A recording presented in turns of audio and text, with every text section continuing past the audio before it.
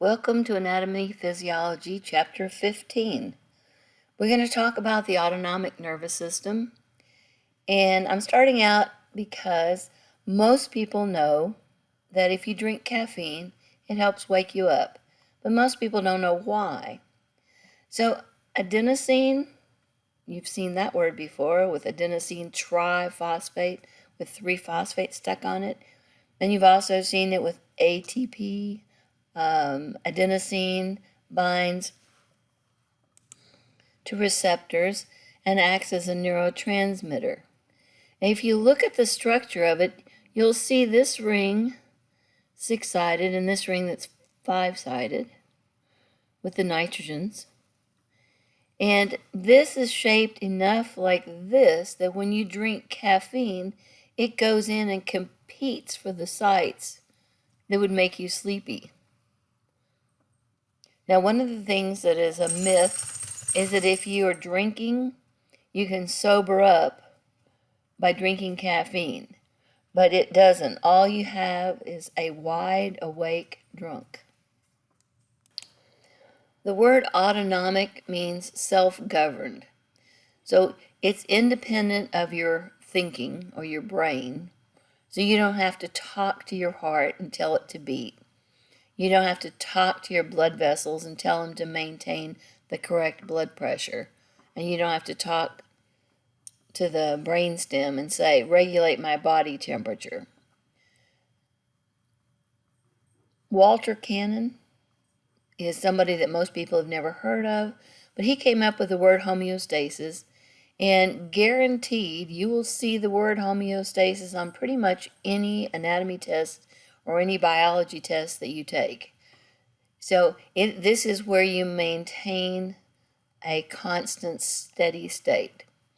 So the pH in your body is going to be the same from day to day, even though you do things like drink lemonade, which is acidic, or you pop Tums in because you have an upset stomach and you're eating a base. But your body has mechanisms in place to maintain. We have a range of normal hemoglobin. We have a range of normal hormones. So they have books of homeostasis and what is normal. And when you get your lab results, they'll print it up. This is your value and this is the normal range. And you fall inside that range or you fall outside that range. So make sure, if you don't know anything else, make sure you go back and think about homeostasis. And then the term fight or flight. This is if you see a bear coming in at you, you're either going to stand and try to fight it off or you're going to try to run. But either way, you need to redirect the blood into your muscles that will allow you to fight or will allow you to run. So we have the autonomic nervous system and the voluntary nervous system. And the voluntary nervous system is your skeletal muscles. The involuntary would be your heart and your smooth muscles. The last 4 chapters of Anatomy Physiology 1 cover the nervous system. So we, first of all, just talked about neurons and how they work and how synapses work. And then we went into the central nervous system and we talked about the brain and the cranial nerves. And then we talked about the brain stem and the spinal cord. And then we talked about the spinal nerves. The peripheral nervous system has to do with the periphery of you. So it's not your brain, it's not your spinal column, so it's the rest of you. And it's how you interact with the outside world. So we're going to talk about the autonomic nervous system right here in this chapter, and then the final chapter is going to be on our senses. How do your senses talk to your nervous system? How do you get the information to your brain? The things that you think about that cause your nerves to fire are part of the somatic nervous system, and the things that you do not have to think about are the autonomic nervous system. So you can break the peripheral nervous system down into those things you don't have to think about and those things you do have to think about. It is incorrect to say that we have no control over our autonomic nervous system, but it will operate without us thinking about it. So if you're about to throw up, you can talk to your digestive system and say, oh, wait, let's see if we can make it to the bathroom before we throw up. And sometimes it works and sometimes it doesn't. And if your heart is racing and you're really upset or frightened about something, you can talk to yourself and you can say, okay, I need to calm down. I need to take some deep breaths. I need to count to 10. So there are ways that you can override the autonomic nervous system, but you usually don't do that. And one of the things that's kind of interesting is pupil contraction. If you see somebody that you really like, your pupils will contract. So you may be talking to somebody and say, oh, I love you, but if they look into your eyes and your pupils aren't contracting, then you're probably after them for their money or because they're famous or some other reason besides true love. In this chapter, we're going to take the autonomic nervous system and we're going to break it down into two distinct pathways. And one of them is the parasympathetic. And this is the one that when you're just doing what you normally do, this is the one that's going to be working for you. Your heart's beating normally, you're digesting your food normally, all the things that you normally do when you're in a homeostatic state or you're observing homeostasis. But if some strong emotion comes across, you see the bear, you witness something that terrifies you, something like that, then you're going to kick in and switch over from the parasympathetic into the sympathetic nervous system. And the sympathetic nervous system is the fight or flight one. So adrenaline's going to play a big role in that. Now remember, other countries don't call it adrenaline, they call it epinephrine. We're going to spend some time explaining how the autonomic nervous system is different than the somatic nervous system. And it's going to be different nerves, and it's going to be different neurotransmitters. If you remember back in the muscle chapter, we talked about smooth muscle, and we said you're going to find it around your hollow organs. And your hollow organs are pretty much under the control of the autonomic nervous system. So your glands are hollow and they secrete stuff, sweating, saliva. Your cardiac muscle and all the rest of your smooth muscles. They're saying that the autonomic nervous system is also called the visceral motor system, but you'll not be seeing that on the test. It's going to be called the autonomic nervous system, or the ANS. One of the reasons they might want you to think about it being called the visceral motor system is it causes movement in your viscera. So if you're doing surgery on someone, you open them up, you'll actually see their intestines moving as the food moves through their intestines. You have viscera in your thoracic region and down in your abdominal cavity. So when they talk about killing an animal and gutting it, what they're doing when they gut it is they're cutting out the viscera. So if you can see that, or if they talk about having a visceral reaction to something, then a lot of times it freaks you out and makes you throw up. So you have a visceral reaction. Other things besides the viscera, you have your cutaneous, means in your skin. So you have your blood vessels, and they have smooth muscle in their walls. So you can constrict your blood vessels, and you can open them up. And then we talked about sweat glands. That would be one of your hollow glands. And then your little erector pili muscles, so little muscle fibers that are attached to the hairs in your skin. And when they contract, they give you a goosebump. In a situation where you cut the nerves of the autonomic nervous system, then you're going to get what they call derivation hypersensitivity. So you are removing the nerve impulses to an area. And when we think about nerve impulses, we always think about it as causing something to happen. But one of the things that the autonomic nervous system does is slow down your heart, slow down your smooth muscle. So if you cut those nerves, then your heart is going to have an exaggerated response. It's going to be ever so much harder, and the smooth muscles will contract more strongly. So you're going to have an exaggerated response.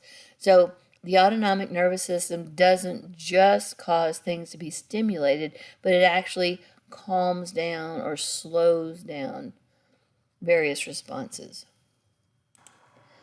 The word stereotype usually has a negative connotation, where these, all women are bad drivers, all redheads blush and have freckles, things like that. They're usually considered to be negative, but when you're talking about your reflexes in the autonomic system, you're talking about well documented. So when you use this neurotransmitter, you're going to get this response. If you're in this state of homeostasis, then this is how the body is going to be behaving. So in that case, it is not a negative word. It's just meaning we know what to expect. So they keep saying this over and over again. Unconscious, meaning you do not have to think it through in your brain. It's automatic. It just happens. So you've got visceral receptors, and then you have effectors. So we talked about afferent and efferent nerves, and then we talked about effectors. So when we talked about a nerve stimulation, we said that it causes an effect on a gland, a muscle, or another nerve. So we've been talking about effectors with the E quite a bit in these several chapters. There's an incredible amount of material on this slide, and some of it's a little bit misleading. So one of the things that you should have learned in lab is about visceral reflexes.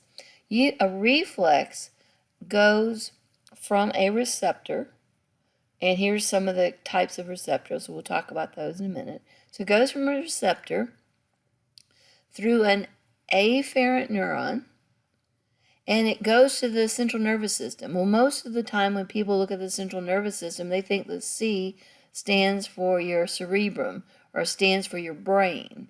And in this case, in reflexes, it just has to make it to the spinal cord. And then in the spinal cord, you have interneurons, and they're going to connect to an efferent neuron. So you have afferent coming in, going into the spinal cord, going through an interneuron, and coming back out through an efferent neuron that's going to have some effect. Firing a muscle, causing a gland to secrete, that sort of thing. Now, looking at the different types of receptors that can be afferent, you have stretch detectors. Now, it seems so odd, but you have enough muscle force to actually rip your tendons and your ligaments and break your bones. So you need some sort of detection in there that says, that's enough, don't contract your muscle anymore. When we talk about the tendons and ligaments, here in the tendon, it's telling you you're stretching too hard. You're stretching, you're going to rip. So it's going to send the message, going to go to the spinal cord and come back out and tell the muscle to quit contracting. Think about what happens when you get too cold. You start shivering and you get goosebumps. So you're going to contract your erector pili. What happens if you get too hot? You send a message to your sweat glands that says sweat and see if you can cool me off. Next semester in Anatomy Physiology 2, we're going to talk about this quite a bit. You have baroreceptors. So you guys know about barometric pressure, and they say, oh, the barometric pressure is changing, it's going to rain. Well, the baroreceptors that are in your arteries monitor what your blood pressure is. And so they send a message. And your vagus nerve, if you remember when we did the 12 cranial nerves, the vagus nerve is the one that talks to or innervates the autonomic nervous system. It does the smooth muscles. And in the case of the heart, it's not smooth muscle, but it is involuntary. So it can send a message to the pacemaker in the heart, and you're going to learn that the pacemaker is called the sinoatrial node, or the SA node for short. And you're going to get a message. You need to change the blood pressure, and so it's going to innervate or cause an effect on the heart. So there's your afferent, and there's your efferent.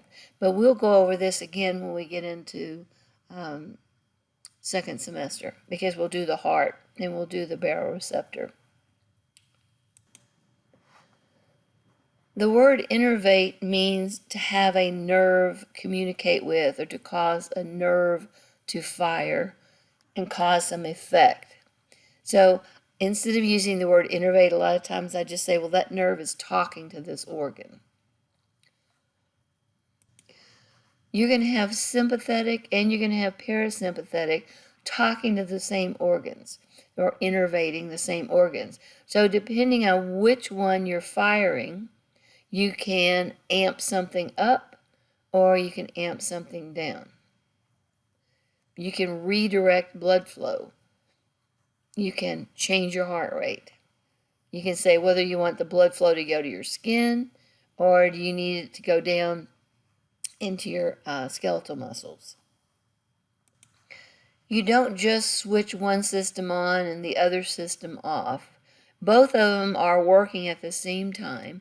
And so here's an example. The parasympathetic is keeping the intestines moving stuff along. So again, next semester we'll talk about peristalsis and we'll talk about digestion. And so it'll be good that you already know about smooth muscles and what's going on there. The parasympathetic also holds your heart rate down. So normal resting heart rate, depending on whether or not you're a kid, whether or not you're an athlete, whether or not you're an old person, it's going to vary. So the homeostatic number of beats per minute changes depending on whether you're a boy or a girl also. So there's a variety of things. But in general, somewhere 60 to 100, with this being about an average range. The sympathetic keeps your blood vessels partially constricted and helps you maintain your blood pressure. So this is when nothing's going on. So you've got the parasympathetic working, you got the sympathetic working, but neither one is kicking in higher than the other. You're not getting more innervation or activity. So when the sympathetic kicks in, though, you are going to shut some off. So in this case, you're going to cause the heart to beat much faster. And you know this, just think of an adrenaline rush. If you can think of an adrenaline rush, then you pretty much got the whole sympathetic nervous system where you know what's going on. Your face turns white, your stomach stops digesting, your heart is racing, you can't pee. A lot of times you go to the doctor and they say, we want you to pee in a cup, but you're so scared because you have white coat syndrome that you can't even pee.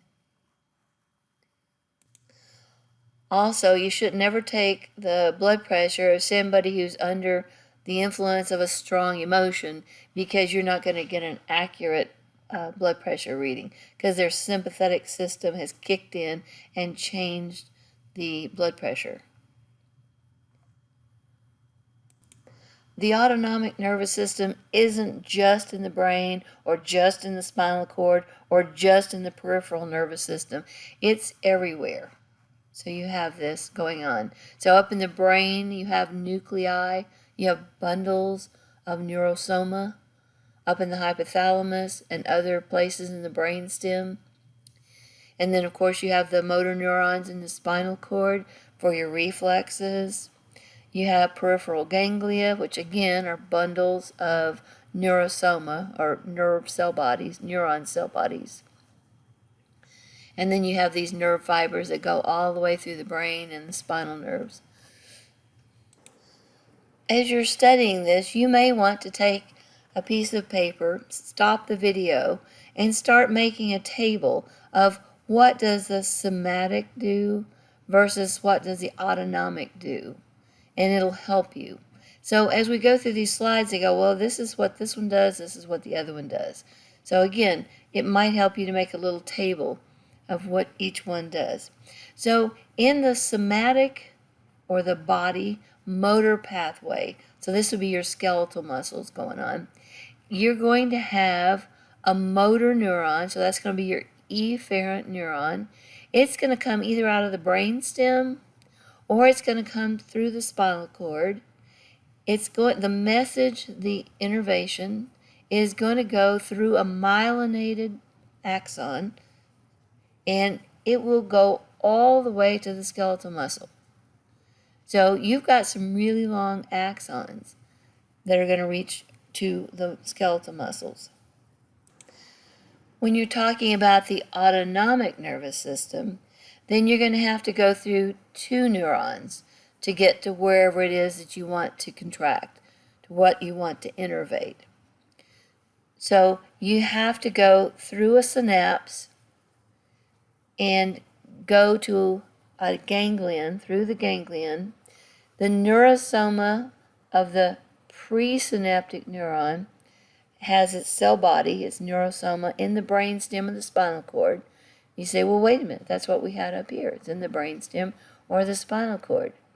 But then you come down here, and this is going to synapse with a postganglionic neuron, which will carry the message the rest of the way. So this axon. So you've got 2 steps, 2 neurons involved instead of 1 neuron with 1 axon.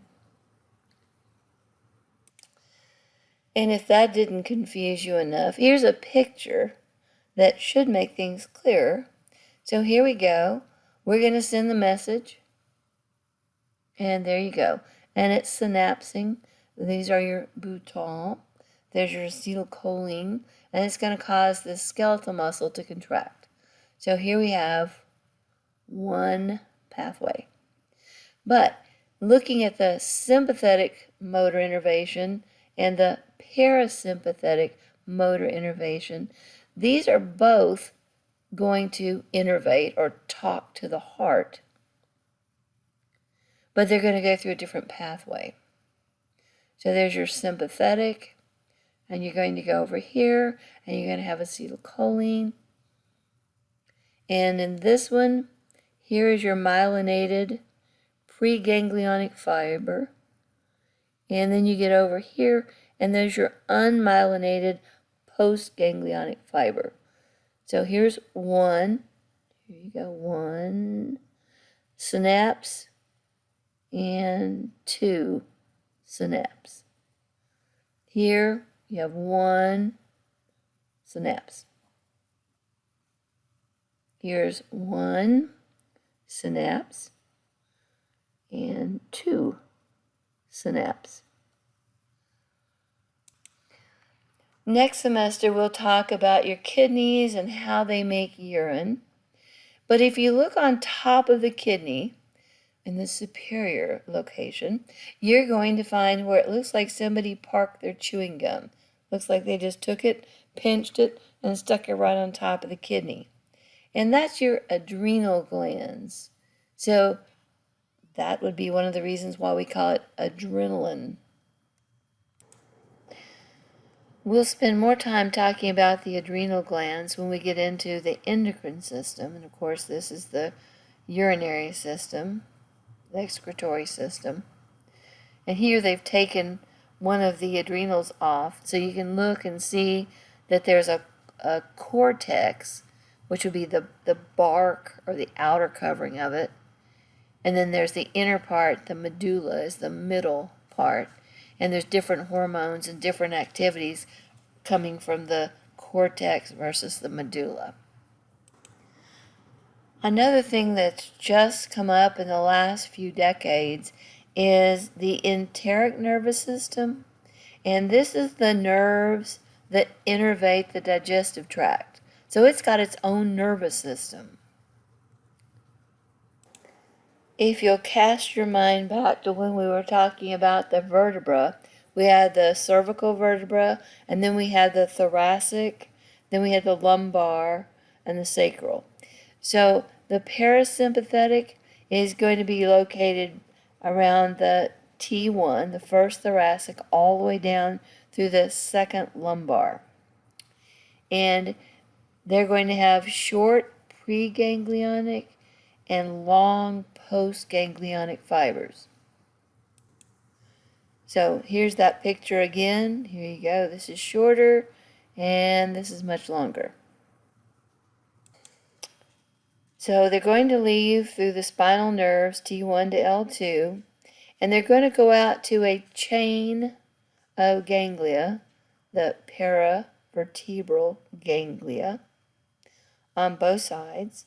And these extend all the way from the cervical region to the coccygeal, which is the bottom of the coccyx. And you've got sympathetic nerve fibers throughout your body. Here's a picture that kind of summarizes that and hopefully puts in a little bit more perspective. So here you have the spinal column, and so there's your thoracic. You're coming down there, and you're getting down a little bit into the lumbar, and see these coming out, and they're synapsing with these ganglia. There's ganglia on both sides. And then they're just showing you a few of the second. So you leave the ganglia, and you go to the heart. We looked at that. You leave the ganglia, you go to the lungs, salivary glands, your nose, your eyes, your womb, your ovaries. And this is actually an autopsy picture of someone. So we're looking below the cervical region, below the neck. We're down in the thoracic region, and they've taken this part and cut it open, cut the arm off, so you can look in and you can see this chain of ganglia along here. And this one's going to go off to the heart.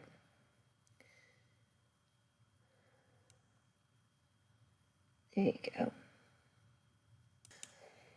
Another thing you should pay attention to is the second nerve. This one's myelinated, but the second one is unmyelinated. So it's going to take longer for this signal to go through. This is myelinated. Here we come, we're myelinated. And then you get here, and this second part in the parasympathetic is also unmyelinated. When you take neuroanatomy, you'll learn more of the names and more of the actions. But if you can remember that they're coming out, they're myelinated, they meet up with a ganglion, and then they go on in an unmyelinated form to cause some effect, then I'm excited. I'm happy. That's what I want you to know. You remember from the spinal cord that this is the lateral horn right there. Your somatic neurons are colored in purple in this particular picture. And notice them with the dorsal and the ventral horns, or as some books call it, the posterior and the anterior horn. These sympathetic fibers can either synapse directly into the postganglionic neuron, they end in the ganglion, which enters and synapses with the postganglionic neuron. And others can go up to the postganglionic chain and go up and synapse higher or lower. And so this is the only way. Remember that those fibers are coming out from T1 all the way down to L2. So the only way that you're going to be able to get to the cervical region is to go up the ganglion chain. If you want to go down to the sacral or the coccygeal, then you're going to have to go down the chain and then out from there. And then a third thing that they can do is they can pass through the chain, don't synapse, and continue on as splanchnic nerves. How's that for a word?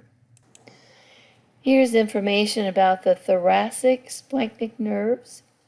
And it says, it may seem odd that you would name the nerves that go down into the abdomen and the pelvis to be thoracic, but it is because they originate in the thoracic region, remember T1 through L2, and come down through the ganglia and end up down in the abdomen and the pelvis.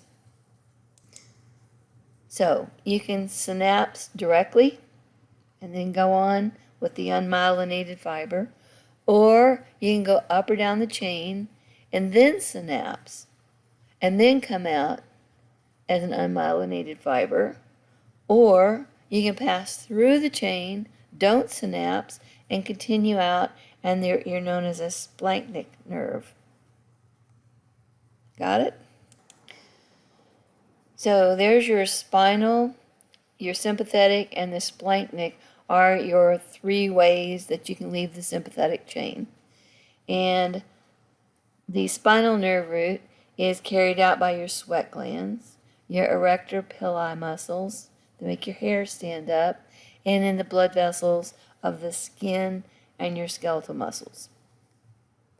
So you have autonomic nervous innervation in your muscles as well as the somatic. The sympathetic nerve root goes to the heart, lungs, esophagus, and the thoracic blood vessels. And we talked about the spinal nerve root going to the salivary and the erector muscles and the blood vessels. But the sympathetic also, the second method, also gets there, as well as to your sweat glands and dilating your iris. And the third root, the splanchnic nerve root, goes on from T5 to T12, pass through the sympathetic ganglia without synapsing, and continue on until they hit a second set of ganglia, and they synapse there. And in case a picture is worth 1,000 words, here we go. Let's see if we can follow these. So here's your sympathetic in the lateral horn, and they're coming over here, and some of them are going to synapse in the ganglion.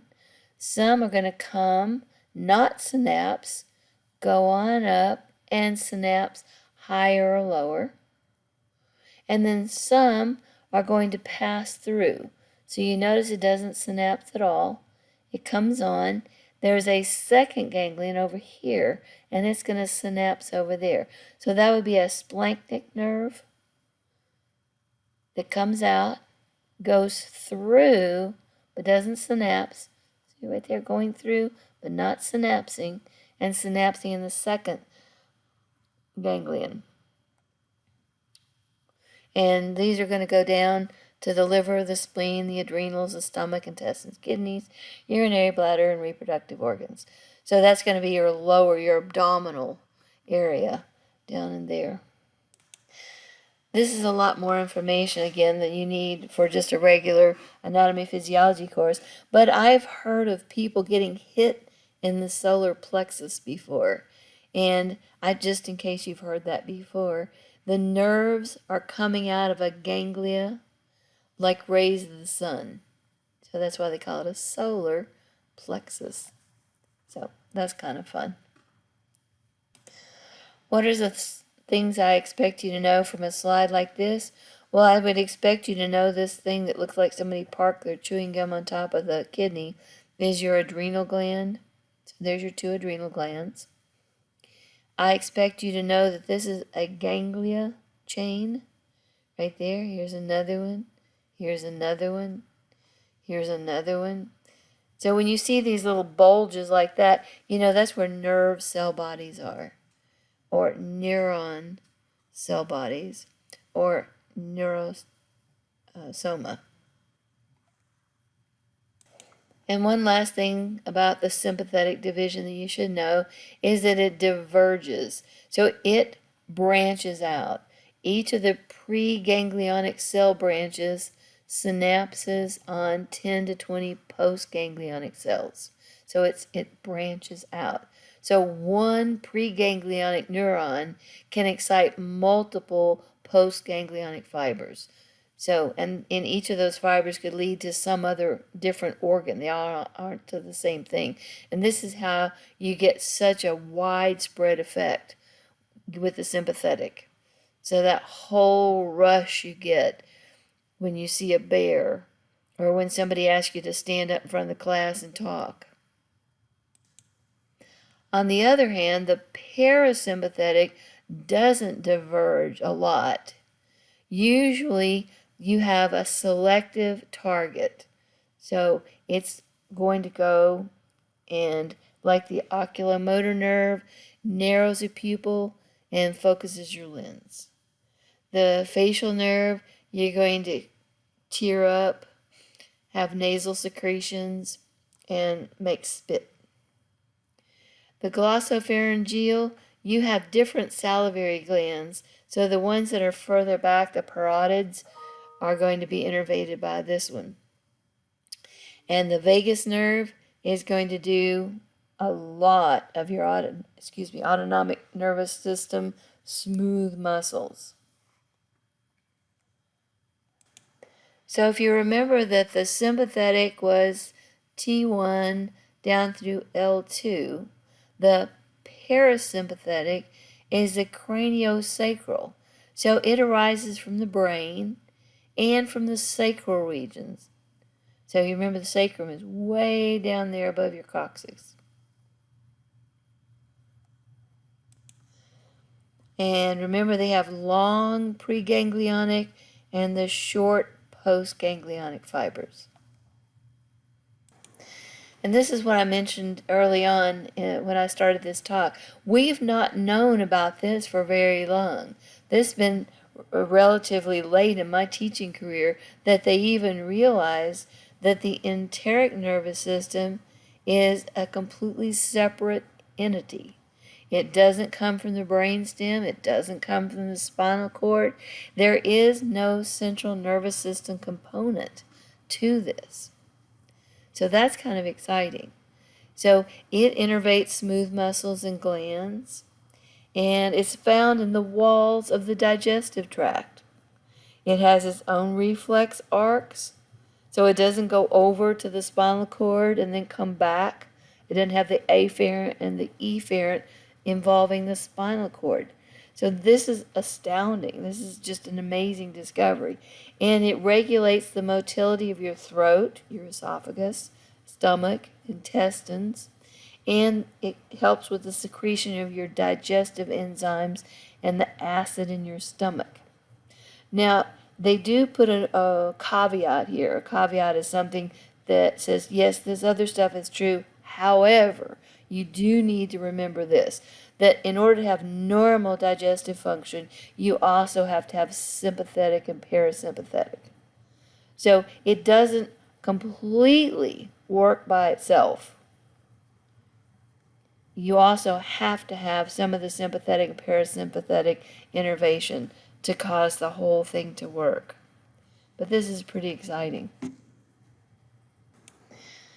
It's so funny that we've just relegated the GI tract to just moving food through and making poop.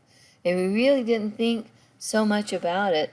But one of the things that they discovered when they started doing bypass, where you bypass the stomach, is, and a great percentage of the people, it cured them instantly of type 2 diabetes.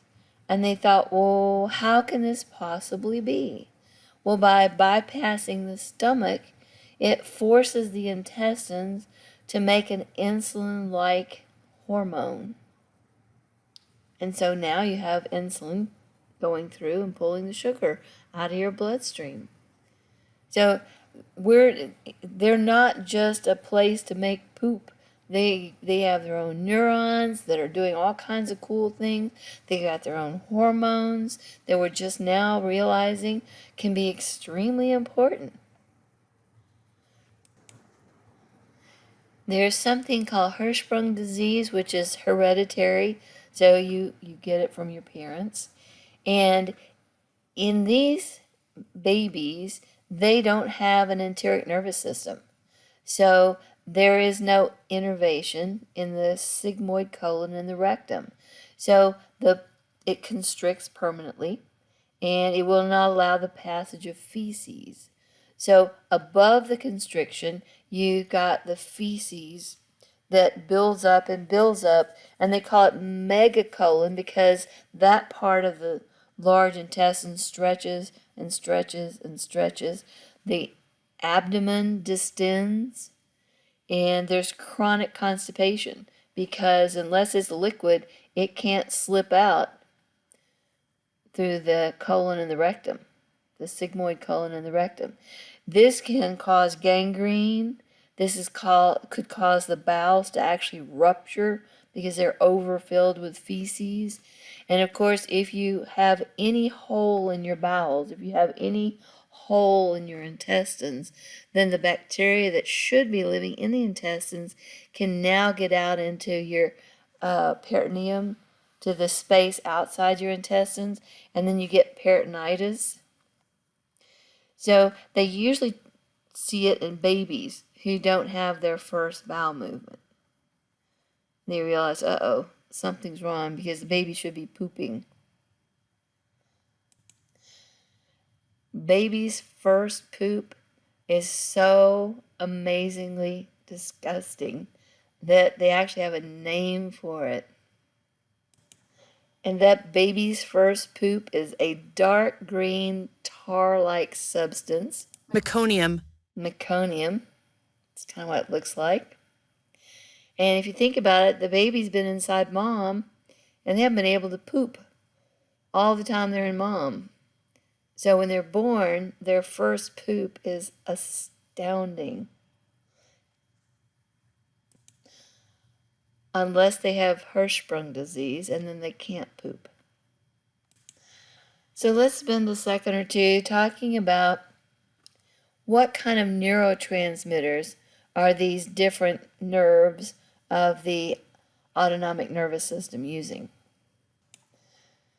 So when we talked about the motor neurons, we talked about the muscles and skeletal muscles, we talked about acetylcholine. Well, now we're going to talk about acetylcholine again.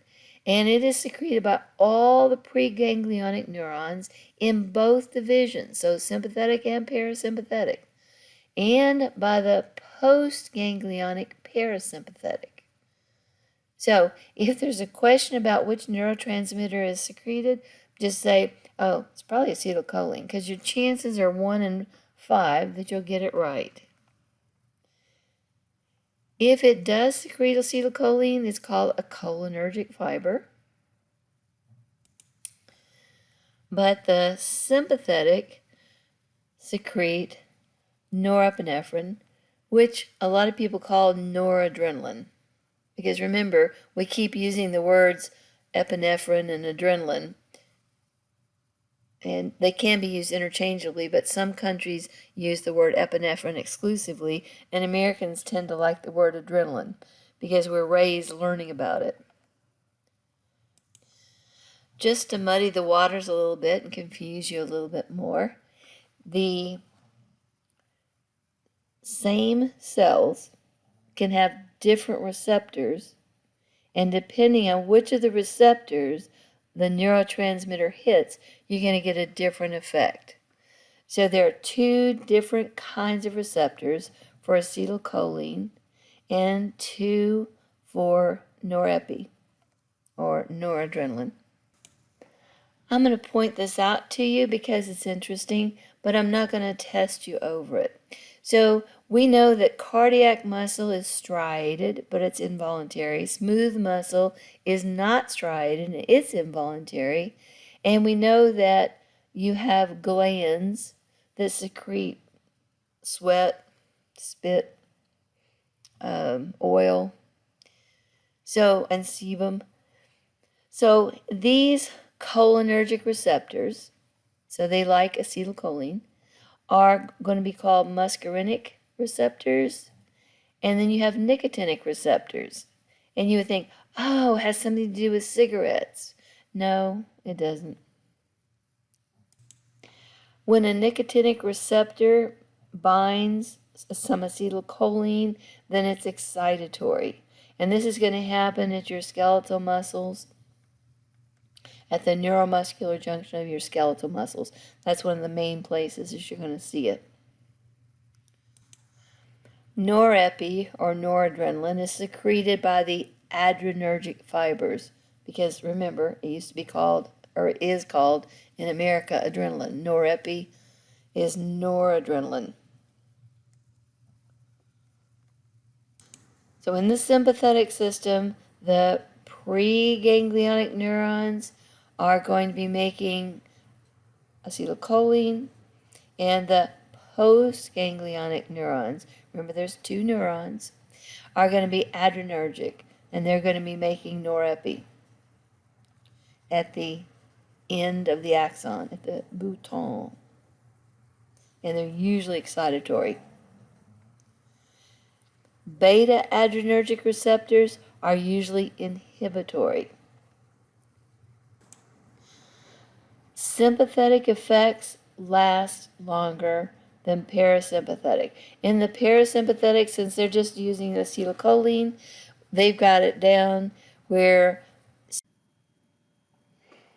acetylcholine is broken down at the synapse.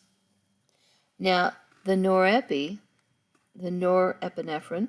that is being released by the sympathetic is reabsorbed by the nerve. Some of it diffuses to adjacent tissue, and some of it passes into the bloodstream. So it can act as a hormone in the bloodstream. So this is why this is much slower. The sympathetic is slower than the parasympathetic. That gives you time to run away from whatever it is you're afraid of, or to fight with whatever it is you're afraid of. A few more interesting things. You have other things that can modulate or react with acetylcholine or react with the norepi to change its function, to enhance its function, to block its function. So there are other things like enkephalins, substance P, somatostatin.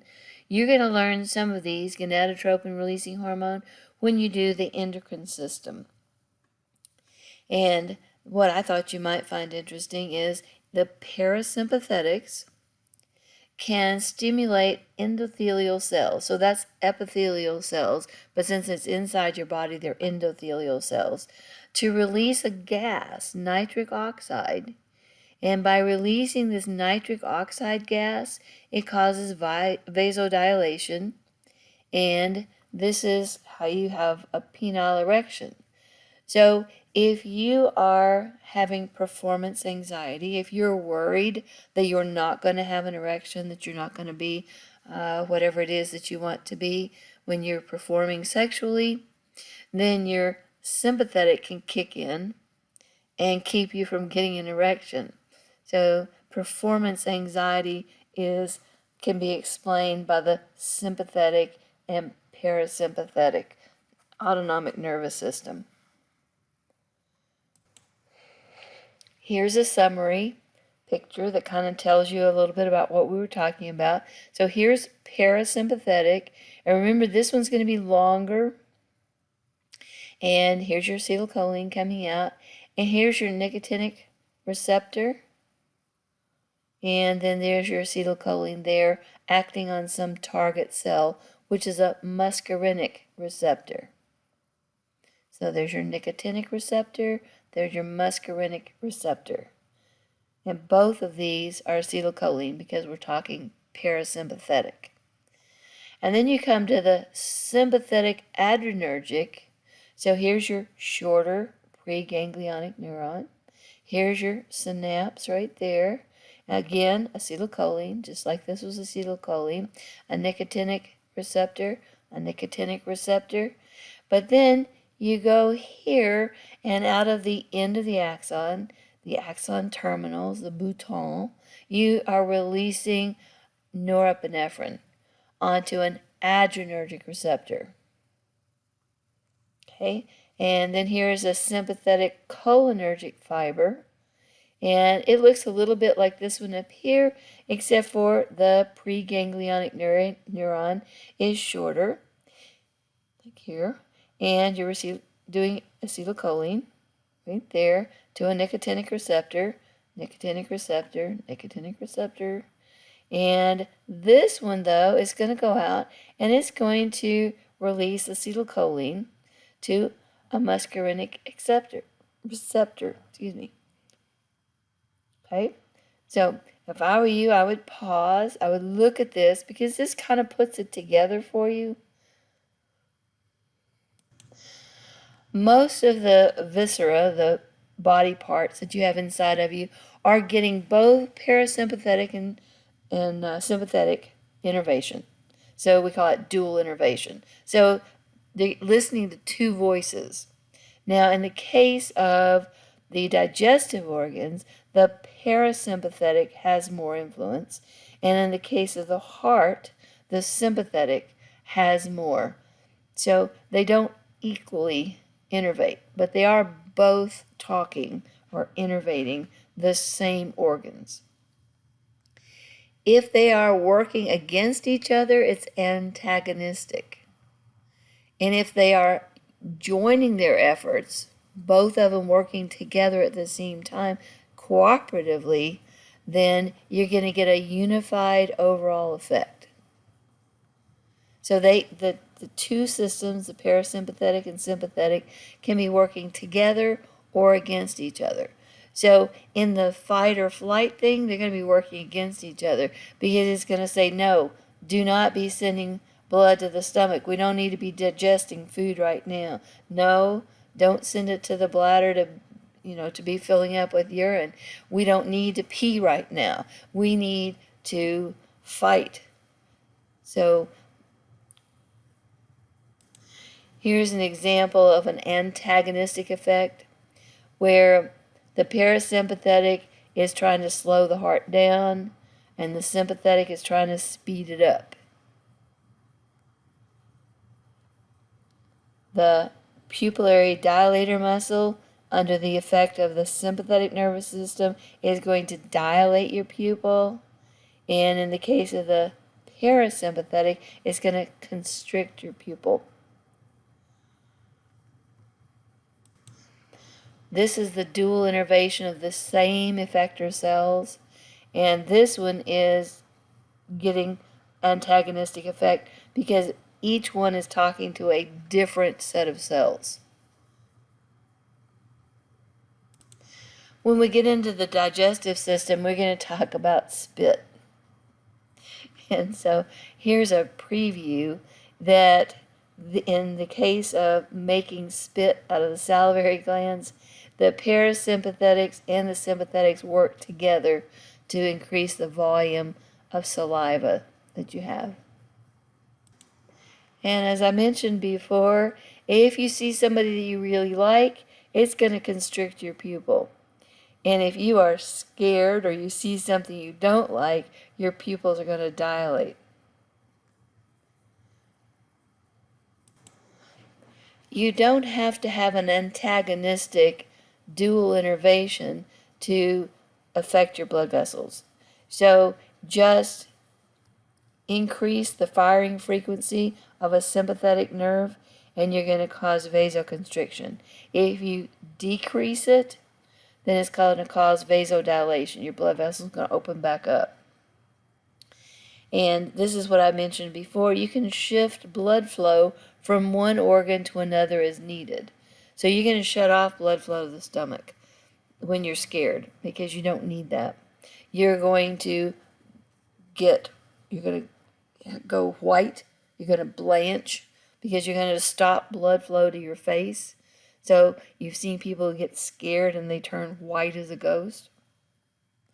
So the blood vessels to the skin constrict so that you can send that blood to the muscles. And you wonder, well, why do you want to shut off blood flow to my face?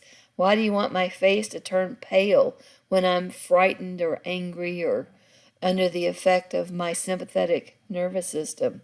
Well, because if you are fighting or needing to run, you may be injured, and if you pull the blood away from your skin, then if you get clawed by the bear, you're not as likely to bleed to death as fast. Your autonomic nervous system could be influenced by your brain, so you think about what's going on. You could be under the influence of a strong emotion, hate, love, fear, whatever the emotion is.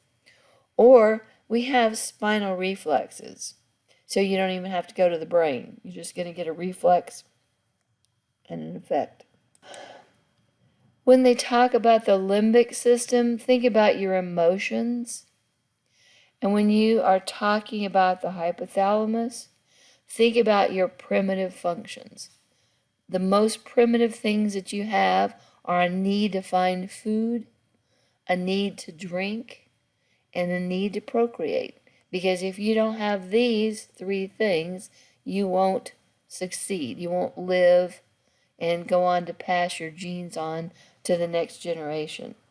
So these are your primitive functions. Luckily for us, defecation, which is pooping, and micturition, which is peeing, those reflexes are in the spinal cord, and we control these functions even if our spinal cord is damaged. So, if you see somebody in a wheelchair, odds are they're still able to poop and they're still able to pee. So this is good. The smooth muscle of the bowel and the bladder is controlled by autonomic reflexes of the spinal cord. Of course, that's assuming that the damage to the spinal cord is above this area that controls the muscle sphincters. If you're interested in medicines and drugs and how they work, one of the things that you can study is neuropharmacology. And this is specifically the medicines that affect your nervous system, neuropharmacology. Sympathomimetics enhance your sympathetic activity.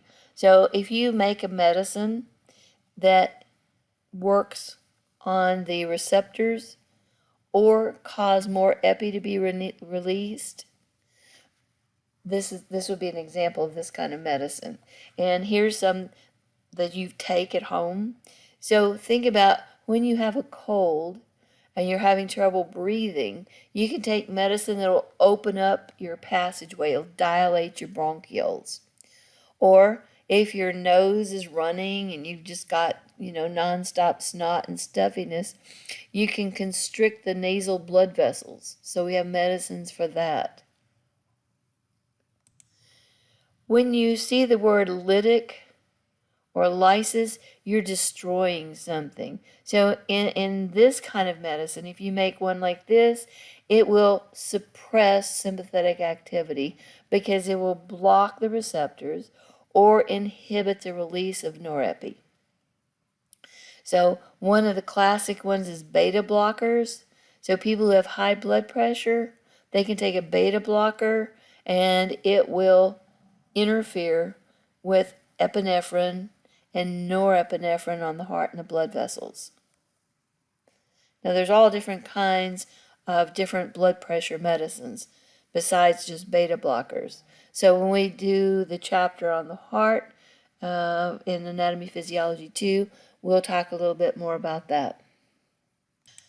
And parasympathomimetics enhance activity of the parasympathetic nervous system, and parasympathetic hang on parasympathetic parasympatholytics, that is a mouthful, can suppress the activity. Other drugs act on other neurotransmitters in the central nervous system. One of the big ones out there is Prozac. And serotonin is one of the hormones that makes you feel good. It's mood altering. And the way it does its thing is it keeps you from reuptaking serotonin. So it stays in the synapse and it keeps firing and keeps making you feel happy. So Prozac blocks reuptake of serotonin. And then I started out talking about caffeine competing with adenosine. Adenosine in high levels acts as a neurotransmitter and makes you sleepy. And caffeine, drinking caffeine will bind to the receptors so that the adenosine can't bind. So it is competitive inhibition. And it keeps you awake. So hopefully you didn't fall asleep during this presentation. There is a lot of information. A lot of the words are new. A lot of the concepts are new. So you may have to go through this a time or two, or like I said, make a table and look at this stuff, because then it'll become much easier for you to understand. So that's it for the autonomic nervous system.